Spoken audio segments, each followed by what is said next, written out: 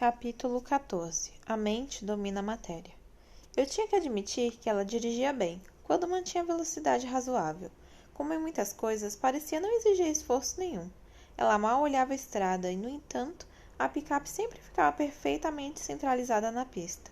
Ela dirigia com uma só mão, porque eu estava segurando a outra dela entre nós. Às vezes, ela olhava o sol poente, que cintilava na pele dela em brilhos de tom de rubi. Às vezes, olhava para mim, olhava nos meus olhos ou para nossas mãos entrelaçadas. Ela ligara o rádio em uma estação de música antiga e cantava uma canção que eu nunca tinha ouvido. A voz era perfeita, como tudo nela, indo um oitavo acima da melodia. Ela sabia toda a letra. Gosta de música dos anos 1950? Perguntei. A música dos anos 1950 era boa, muito melhor do que a dos anos 1960 ou dos 1970. Ela estremeceu. A dos anos 1980 era suportável. Vai me dizer um dia qual é a sua idade? Eu me perguntei se minha pergunta atrapalharia o bom humor dela, mas ela só sorriu. Isso importa muito? Não, mas quero saber tudo sobre você. Eu me pergunto se vai perturbar você. Ela refletiu para si mesma. Ficou olhando diretamente para o sol. 1 minuto se passou. Experimente, sugeri por fim. Ela olhou nos meus olhos, parecendo se esquecer completamente da estrada por um tempo. O que quer que tenha visto a encorajou. Ela se virou para olhar os últimos raios vermelhos sangue do sol poente e suspirou. Nasci em Chicago, em 1901. Ela parou e olhou para mim pelo canto do olho. Meu rosto estava cuidadosamente composto, sem surpresa, esperando pacientemente pelo resto. Ela deu um sorrisinho e continuou. Karine me encontrou no hospital no verão de 1918. Eu tinha 17 anos e estava morrendo de gripe espanhola. Ela ouviu meu arfar e olhou nos meus olhos de novo. Não lembro muito bem, foi há muito tempo, e a memória humana vai acabando. Ela pareceu perdida em pensamentos por 1 minuto. Mas, antes que eu pudesse dizer alguma coisa, prosseguiu. Mas lembro como foi quando Karine me salvou. Não é fácil, não é uma coisa do que se possa esquecer. E seus pais? Eles já haviam morrido da doença. Eu estava sozinha. Foi por isso que ela me escolheu. Em todo o caos da epidemia, ninguém perceberia que eu tinha desaparecido. Como foi que ela salvou você? Alguns segundos se passaram, e quando ela falou de novo, parecia escolher as palavras com cuidado. Foi difícil. Não há muitos de nós com o controle necessário para conseguir isso. Mas Karine sempre foi a mais humana, a mais compassiva de todos nós. Não acredito que se possa encontrar alguém igual a ela em toda a história. Ela hesitou. Para mim, foi apenas muito, muito doloroso. Ela firmou o maxilar e consegui perceber que não falaria mais nada sobre o assunto. Guardei para depois. Minha curiosidade não era pouca. Havia muitos ângulos pelos quais eu precisava pensar sobre aquela questão em particular. Coisas que só agora começavam a me ocorrer. Sua voz suave interrompeu meus pensamentos. Ela agiu por solidão. Este, em geral, é o motivo por trás da decisão. Fui a primeira da família de Karine, embora ela tenha encontrado Ernest logo depois. Ele havia caído de um penhasco. Levaram-no diretamente para o necrotério do hospital, mas de alguma forma seu coração ainda batia. Então você precisa estar morrendo? Não, Karine que é assim. Ela nunca faria isso com alguém que tivesse alternativas. Qualquer alternativa. O respeito em sua voz era profundo sempre que falava da mãe adotiva. Diz ela que é mais fácil, porém se o coração estiver fraco. Ela olhou a estrada agora escura e pude sentir que o assunto se encerrava de novo. E Eleanor e Royal? Karine trouxe Royal à nossa família em seguida. Só bem mais tarde percebi que esperava que ele fosse para mim o que Ernest ia para ela. Ela era cautelosa com os pensamentos perto de mim. Ela revirou os olhos.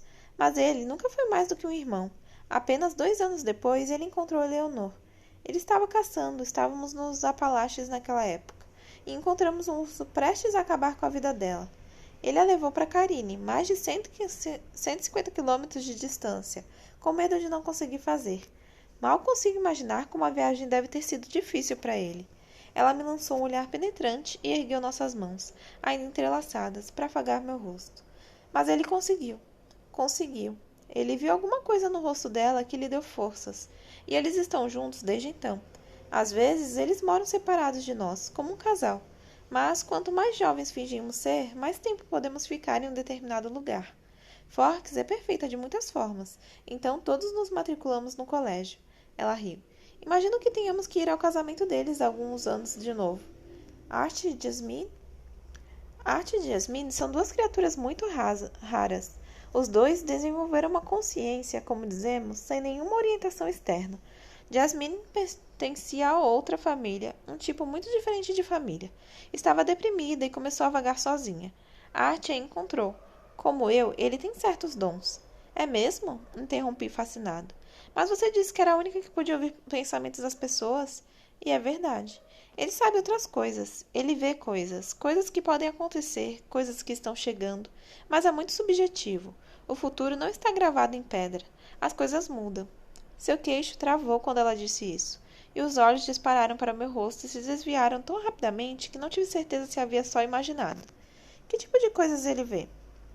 Ele viu Jasmine e entendeu que ele a procurava antes de saber da sua existência. Ele viu Karine e nossa família, e eles se uniram para nos encontrar. Ele é mais sensível a não-humanos. Sempre vê, por exemplo, quando outro grupo de nossa espécie está se aproximando. E qualquer ameaça que possam representar. E existem muitos de sua espécie? Fiquei surpreso. Quantos deles podiam estar andando entre nós sem ser detectados? Minha mente travou em uma palavra que ela disse: ameaça. Era a primeira vez que ela dizia qualquer coisa que indicasse que o mundo dela era perigoso não só para humanos. Isso me deixou nervoso, e eu estava prestes a fazer uma nova pergunta, mas ela já estava respondendo minha primeira. Não, não somos muitos, mas a maioria não se acomoda em um só lugar. Só os que são como nós, que desistiram de caçar pessoas. Um olhar malicioso em minha direção. Podem viver juntos dos humanos por um determinado tempo. Só descobrimos uma família como a nossa em uma pequena aldeia do Alasca. Moramos juntos por um tempo, mas éramos tantos que ficamos visíveis demais. Aqueles de nós que vivem, de forma diferente, tendem a ficar juntos. E os outros? Nômades, em sua maioria. Todos nós vivemos desse jeito por alguns períodos. Fica tedioso, como qualquer outra coisa. Mas nos deparamos uns com os outros de vez em quando, porque a maioria de nós prefere o norte. Por que isso? Agora estávamos estacionados na frente da minha casa, e ela desligou o motor. Estava muito silencioso e escuro, não havia luar, a luz da varanda estava apagada, então eu sabia que meu pai ainda não chegara. Você estava de olhos abertos esta tarde? Zombou ela. Acha que eu poderia andar pela rua à luz do sol sem provocar acidentes de trânsito? Pensei que ela era capaz de parar o trânsito, mesmo em toda a pirotecnia. Há um motivo para que tenhamos escolhido a Península de Olympic, um dos lugares mais desprovidos de sol do mundo. É bom poder sair à luz do dia. Você não acreditaria em como pode ser cansativo viver à noite por 80 anos. Então é daí que vêm as lendas? Provavelmente. E a arte veio de outra família, como Jasmine? Não, e isso é mesmo um mistério. A arte não se lembra de nada da vida humana e não sabe quem o criou. Ele despertou sozinho. Quem o criou desapareceu e nenhum de nós entende por que ou como ele pode fazer isso. Se a arte não tivesse aquele outro sentido, se não tivesse visto Jasmine e Karine e soubesse que um dia se tornariam de nós, provavelmente teria se transformado num completo selvagem. Havia tanta coisa em que pensar, tanto que eu ainda queria perguntar, mas meu estômago roncou. Eu estava tão interessado que nem havia notado que estava com fome. Percebi então que estava faminto. Desculpe, estou impedindo você de jantar. Eu estou bem, verdade. Nunca passo tanto tempo com alguém que se alimenta de comida, eu esqueço. Quero ficar com você. Era mais fácil dizer isso no escuro, sabendo que minha voz me trairia. Trairia meu vício irremediável nela. Não posso entrar? Perguntou ela. Gostaria de entrar? Eu não conseguia imaginar isso. Uma deusa sentada na cadeira velha de cozinha do meu pai. Sim, se você não se importar. Eu sorri. Não me importo. Saí da picape e ela já estava lá, mas saiu correndo e desapareceu. As luzes se acenderam lá dentro. Ela me encontrou na porta. Era tão surreal vê-la dentro da minha casa, emoldurada pelos detalhes físicos chatos da minha vida prosaica. Lembrei-me de um jogo que minha mãe fazia comigo quando eu tinha uns 4 ou 5 anos. Uma dessas coisas não é como as outras. Deixei a porta destrancada? Não, usei a chave que estava embaixo da calha. Eu achava que não tinha usado aquela chave na frente dela. Lembrei que ela encontrou a chave da minha picape e dei de ombros. Você está com fome, certo? E foi na frente para a cozinha como se tivesse frequentado minha casa 1 milhão de vezes antes. Acendeu a luz da cozinha e se sentou na mesma cadeira onde tentei imaginá-la. A cozinha não parecia mais tão sem graça, mas talvez fosse porque eu não conseguia olhar para mais nada além dela. Fiquei ali por um momento, tentando absorver a presença dela no meio do mundo comum. Como alguma coisa, Bill. Eu assenti e fui procurar. Havia sobra de lasanha da noite anterior. Coloquei um quadrado no prato, mudei de ideia e acrescentei o resto que estava na forma. Depois, coloquei o prato no micro-ondas. Lavei a travessa enquanto o micro-ondas girava, enchendo a cozinha com aroma de tomate e orégano. Meu estômago roncou de novo. Disse ela. O que foi? Vou ter que me sair melhor no futuro. Eu ri. O que você poderia fazer melhor do que já faz? Lembrar que você é humano. Eu devia ter levado alguma coisa para um piquenique hoje. O micro-ondas apitou e eu peguei o prato. Depois coloquei rapidamente na bancada enquanto queimou minha mão. Não se preocupe, peguei um garfo e comecei a comer. Eu estava com muita fome. A primeira garfada queimou minha boca, mas continuei mastigando. Está gostoso? Perguntou ela. Engoli. Não tenho certeza. Acho que queimei minhas papilas gustativas. Estava gostoso ontem. Ela não pareceu convencida. Você sente falta de comida, de sorvete, de creme de amendoim? Ela balançou a cabeça. Nem me lembro direito de comida. Não saberia nem dizer quais eram as minhas favoritas. Não tem cheiro. Comestível agora. Isso é meio triste. Não é um sacrifício tão grande, falou com tristeza, como se houvesse outras coisas na mente, sacrifícios que eram enormes. Usei o pano de prato para levar um prato até a mesa e me sentar ao lado dela. Você sente falta de outras coisas da vida humana? Ela pensou por um segundo. Não sinto falta de nada. Por que eu teria que lembrar para sentir falta? E como falei, é difícil me lembrar da minha vida humana. Mas há coisas de que acho que gostaria. Acho que você poderia dizer que há coisas das quais sinto inveja. Como o quê? Dormir é uma delas. A consciência infinita fica tediosa. Acho que eu gostaria de um apagamento temporário. Parece interessante. Comi um pouco e pensei no que ela disse. Parece difícil. O que você faz a noite toda? Ela hesitou e repuxou os lábios. Você quer dizer em geral? Eu me perguntei porque ela pareceu não querer responder. Era uma pergunta vaga demais? Não, não precisa falar de um modo geral. Tipo, o que você vai fazer hoje depois que eu for embora? Foi a pergunta errada. Consegui sentir meu ânimo começar a murchar. Ela teria que ir embora. Não importava o quanto a separação seria breve, eu a temia. Ela também pareceu não gostar da pergunta. E primeiro, achei que fosse pelo mesmo motivo. Mas ela virou os olhos para o meu rosto e depois para longe, como se estivesse pouco à vontade. O quê? Ela fez uma careta. Você quer uma mentira agradável ou uma verdade possivelmente perturbadora? A verdade, respondi rapidamente, embora não tivesse certeza absoluta. Ela suspirou. Vou voltar para cá depois que você e seu pai dormirem. Faz parte da minha rotina ultimamente. Eu pisquei e pisquei de novo. Você vem para cá? Quase todas as noites. Por quê? Você é interessante quando dorme, disse ela casualmente. Você fala. Meu queixo caiu. Calor subiu pelo meu pescoço até meu rosto. Eu sabia que falava dormindo, claro. Minha mãe pegava no meu pé por isso. Eu não achei que fosse uma coisa com a qual eu precisasse me preocupar ali. Ela observou minha reação com apreensão debaixo dos cílios. Está com muita raiva de mim? Estava? Eu não sabia. O potencial de humilhação era alto, e eu não entendia. Ela ficava me ouvindo falar, dormindo de onde? Da janela? Eu não conseguia entender. Como você? Onde você? O que eu? Eu não conseguia concluir nenhum dos meus pensamentos. Coloquei a mão dela na minha bochecha. O sangue nos dedos dela pareceu ferver em comparação à mão fria. Não fique chateado, eu não tive má intenção. Juro que fiquei muito controlada. Se eu achasse que havia perigo, teria ido embora na mesma hora. Eu só queria estar onde você estava. Não é com isso que estou preocupado. Com o que você está preocupado? O que eu disse? Ela sorriu. Você sente falta da sua mãe. Quando chove, o barulho deixa inquieto. Você costumava falar muito da sua cidade, mas agora é menos frequente. Uma vez você disse, é verde demais. Ela riu baixinho para não me ofender ainda mais. Mais alguma coisa? Perguntei. Ela sabia onde eu queria chegar. Você disse meu nome, admitiu ela. Suspirei derrotado. Muito? Defina muito. Ah, não, resmunguei. Como se fosse fácil, natural, ela passou os braços ao redor dos meus ombros e apoiou a cabeça no meu peito. Automaticamente, meus braços subiram e a envolveram, para segurá-la ali. Não fique constrangido, sussurrou ela. Você já tinha me dito que sonha comigo, lembra? É diferente, eu sabia o que estava dizendo. Se eu pudesse sonhar, seria com você, e não tenho vergonha disso. Acariciei o cabelo dela. Acho que, no fundo, eu não me importava. Eu não esperava que ela seguisse as regras humanas normais mesmo. As regras que ela criou para si mesma já pareciam bastar. Não tenho vergonha, sussurrei.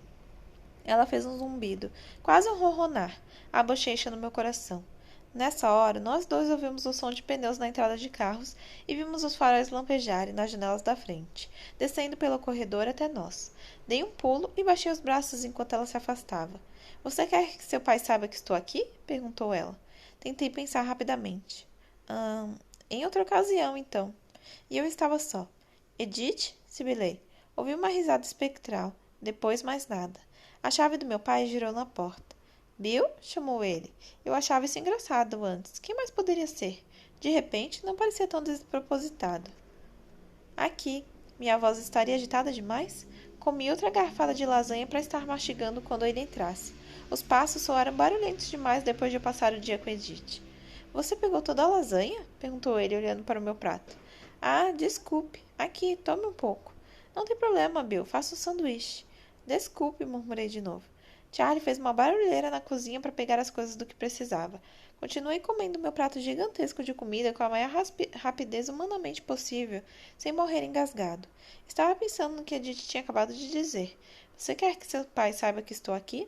Que não era a mesma coisa que você quer que seu pai saiba que estive aqui? No passado. Isso queria dizer que ela não foi embora? Eu esperava que sim. Com o sanduíche na mão, Charlie se sentou na cadeira à minha frente. Era difícil imaginar Edith sentada no mesmo lugar minutos antes. Charlie combinava. A lembrança dela era como um sonho que não podia ter sido real. Como foi seu dia? Fez tudo o que queria? Não exatamente. Estava um dia bonito demais para ficar dentro de casa. Os peixes morderam a isca? Morderam. Eles também gostam do tempo bom. Raspei o resto da lasanha com uma garfada enorme e comecei a mastigar. Tem planos para esta noite? Perguntou ele de repente. Eu balancei a cabeça, talvez enfaticamente demais. Você parece meio agitado, comentou ele. Claro que ele prestaria atenção logo esta noite. Eu engoli. É mesmo? É sábado, refletiu ele. Não respondi. Acho que vai perder o baile de hoje. Como eu pretendia. Ele assentiu. Claro, dançar, eu entendo. Mas talvez semana que vem você pudesse levar a garota Newton para jantar, quem sabe? Para sair de casa, socializar. Já falei, ela está namorando meu amigo. Ele franziu a testa. Ah, tem muitos outros peixes no mar. Não nesse ritmo que você anda pescando. Ele riu. Eu me esforço. Então, você não vai sair hoje? Perguntou ele de novo. Não tenho para onde ir, respondi. Além do mais, estou cansado. Vou dormir cedo de novo. Eu me levantei e levei o prato para a pia. Aham, disse ele, mastigando e pensando. Nenhuma das garotas da cidade faz seu tipo, é? Eu dei de ombros enquanto lavava o prato. Consegui senti-lo olhando para mim e me esforcei para impedir que o sangue subisse ao pescoço. Eu não sabia se estava conseguindo. Não seja tão duro como uma cidade pequena, disse ele. Sei que não temos a variedade de uma cidade grande. Tem bastante variedade, pai. Não se preocupe comigo. Tudo bem. Não é da minha conta mesmo. Ele pareceu meio rejeitado. Eu suspirei. Bom, acabei aqui. Vejo você de manhã. Boa noite, Bill. Tentei fazer com que meus passos parecessem lentos e cansados ao subir para o quarto, como se eu estivesse exausto. Perguntei-me se ele tinha caído na minha atuação ruim. Eu não me menti para ele nem nada. Não estava mesmo planejando sair naquela noite. Fechei a porta com um barulho alto bastante para que ele ouvisse. Depois corri na ponta dos pés até a janela. E eu abri e me inclinei para a noite. Não consegui ver nada, só a sombra das copas das árvores. Edith, sussurrei, sentindo-me um completo idiota. A resposta baixa e risonha veio atrás de mim. Sim? Eu girei tão rápido que derrubei um livro da mesa. Caiu com um baque no chão. Ela estava deitada em minha cama, as mãos na nuca, os tornozelos cruzados, um sorriso enorme cheio de covinhas no rosto. Tinha cor de gelo na escuridão. Ah, sussurrei, esticando a mão para apoiar na mesa. Desculpe, disse ela. Me dê um segundo para reiniciar meu coração. Ela se sentou devagar, como fazia quando estava tentando agir como humana ou não me assustar, e passou as pernas pela beirada da cama, e bateu no espaço ao lado dela. Andei oscilante até a cama e me sentei. Ela colocou a mão na minha. Como está seu coração? Me diga você, sei que o ouve melhor do que eu. Ela riu baixinho. Ficamos sentados ali por um momento em silêncio, os dois ouvindo meus batimentos desacelerarem. Pensei em Edith no meu quarto, e nas perguntas desconfiadas do meu pai, e no meu bafo de lasanha. Posso ter um minuto como ser humano? Certamente. Eu me levantei e olhei para ela, sentada toda perfeita na beirada da cama, e pensei que talvez estivesse tendo uma alucinação. Você vai estar aqui quando eu voltar, não vai? Não vou mexer um músculo, prometeu ela, e ficou completamente imóvel, uma estátua de novo, empoleirada na beirada da cama. Peguei meu pijama na gaveta e corri para o banheiro, batendo a porta para Charlie saber que estava ocupado. Escovei os dentes 2 vezes. Depois, lavei o rosto e troquei de roupa. Eu sempre usava uma calça de moletom furada e uma camiseta velha para dormir. Era de uma churrascaria de que minha mãe gostava, e tinha um porco sorrindo entre 2 pedaços de pão. Eu queria ter uma coisa que fosse menos a minha cara, mas não esperava convidados, e devia ser besteira me preocupar. Se ela vinha para cá à noite, já sabia que eu usava para dormir.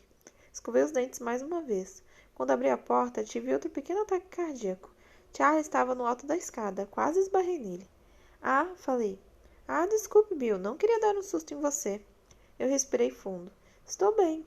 Ele olhou para o meu pijama e pigarreou, como se estivesse surpreso. Também vai dormir? É, acho que vou. Vou sair cedo amanhã de novo. Tudo bem, boa noite. Boa noite. Entrei no meu quarto, feliz de a cama não ser visível de onde Charlie estava. Depois fechei a porta com firmeza. Edith não havia se mexido nem um milímetro. Sorri e seus lábios tremeram. Ela relaxou e voltou a ser humana. Ou quase.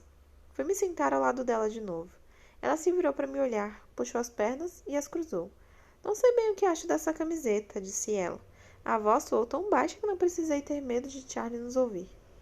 Posso trocar. Ela revirou os olhos. Não de você estar usando, da existência toda dela. Ela esticou a mão e passou os dedos pelo porco sorridente.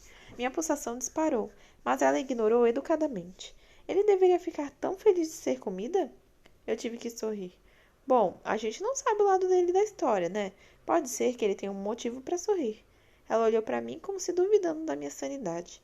Estiquei a mão para segurar a dela. Parecia muito natural, mas ao mesmo tempo não conseguia acreditar que tive tanta sorte. O que fiz para merecer aquilo? Charlie acha que você talvez vá sair escondido, disse ela. Eu sei, aparentemente parece agitado. E está? Um pouco mais do que isso, eu acho. Obrigado por ficar. Era o que eu queria também. Meu coração começou a bater. Não exatamente mais rápido, porém mais forte. Por mais motivo que eu jamais entenderia. Ela queria ficar comigo. Movendo-se em velocidade humana, ela descruzou as pernas e as colocou ao redor da minha. Em seguida, se encolheu contra o meu peito de novo, da forma que parecia preferir, com o ouvido no meu coração, que estava reagindo provavelmente mais do que o necessário. Passei os braços em volta dela e apertei os lábios no seu cabelo. Murmurou ela.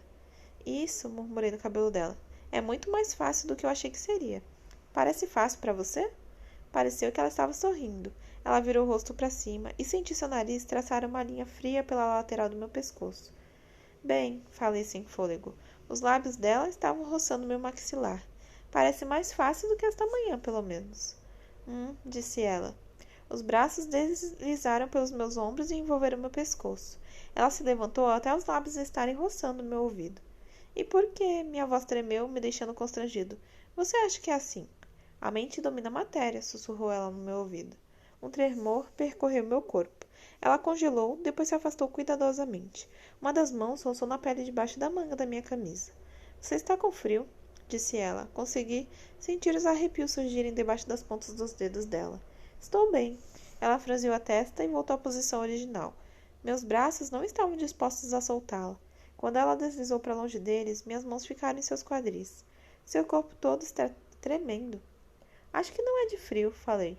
Nós nos olhamos por um segundo na escuridão. Não sei o que posso fazer, admiti. O quanto preciso tomar cuidado? Ela hesitou. Não está mais fácil, disse ela por fim, respondendo minha pergunta anterior. A mão passou pelo meu antebraço e senti arrepios de novo. Mas, hoje à tarde, eu ainda estava indecisa. Lamento, foi imperdoável me comportar como me comportei. Eu perdoo você, murmurei. Obrigada, ela sorriu, mas ficou séria quando olhou para meu braço arrepiado. Sabe, eu não tinha certeza de que era forte bastante. Ela levantou minha mão e encostou na bochecha, ainda olhando para baixo. E enquanto ainda havia a possibilidade de eu poder ser derrotada, ela inspirou o aroma no meu pulso. Eu estava suscetível, até eu tomar a decisão de que era forte o bastante, de que não havia possibilidade de que eu... Nunca vi lutar tanto com as palavras, era tão humano. E não existe essa possibilidade agora? Ela olhou para mim e sorriu. A mente domina a matéria. Parece fácil, falei, sorrindo para que ela soubesse que era provocação. Em vez de fácil, eu diria hérculo, mas possível. E assim, em resposta à sua outra pergunta, me desculpe, falei. Ela riu baixinho. Por que você pede desculpas? Era uma pergunta retórica, E ela prosseguiu rapidamente, levando os dedos aos meus lábios para o caso de eu sentir a necessidade de explicar. Não é fácil, e assim, se for aceitável para você, eu preferiria que você seguisse minha deixa. Ela baixou o dedo. É justo? Claro, falei rapidamente. O que você quiser. Como sempre, eu quis dizer literalmente. Se passar dos limites, tenho certeza de que vou conseguir ir embora. Eu franzi a testa. Vou cuidar para que não passe. Será mais difícil amanhã, disse ela. Fiquei com seu cheiro na cabeça o dia todo e acabei ficando incrivelmente dessensibilizada. Se ficar longe de você por qualquer período de tempo, terei que começar de novo, mas não do zero, imagino. Não vai embora nunca, sugeri. O rosto dela relaxou em um sorriso. Está bom para mim. Pegue os grilhões, sou sua prisioneira. Enquanto falava, ela entrelaçou os dedos frios no meu pulso como uma algema. E agora, se você não se importa, posso pegar um cobertor emprestado? Demorei um segundo. Claro, aqui.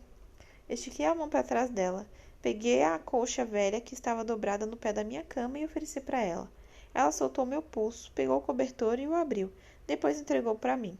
Eu ficaria mais feliz se soubesse que você está confortável. Estou muito confortável. Por favor. Rapidamente joguei a concha nas costas como uma capa. Ela riu baixinho. Não era bem o que eu estava pensando. Ela já estava de pé, arrumando a concha sobre as minhas pernas e puxando até meus ombros.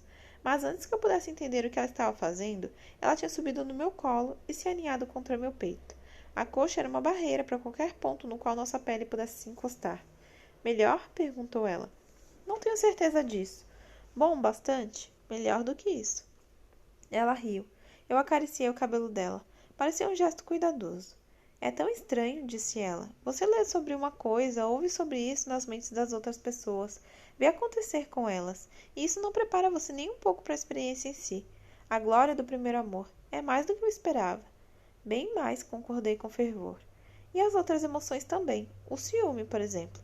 Eu achava que entendia claramente. Já li sobre isso umas 100.000 vezes. Vi atores o retratarem em 1000 peças e filmes, ouvindo as mentes ao meu redor diariamente. Até senti de forma superficial, desejando ter o que não tinha.